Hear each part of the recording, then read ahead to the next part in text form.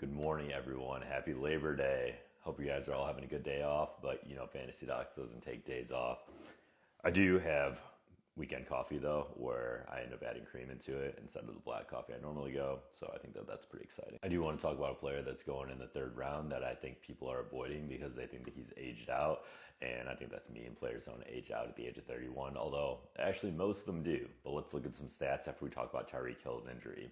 So Tyreek Hill injured that scapholunate ligament, which that's the lunate bone highlighted in green, and that's the scaphoid bone highlighted in green over there.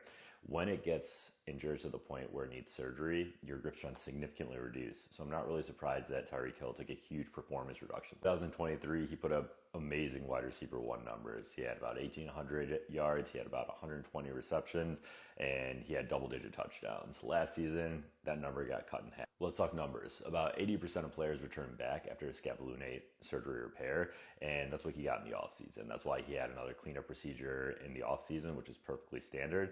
About 64% resume play at their pre-injury level of competition.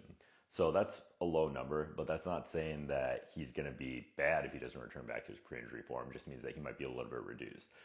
Going where he is right now in the beginning of the third round, in some leagues he's even going later in the third round, that's a value pick right there. I don't think that age is going to be an issue for him because Tyreek Hill is honestly one of the best wide receivers in the league. These are the ages that honestly top flight wide receiver ones stop producing.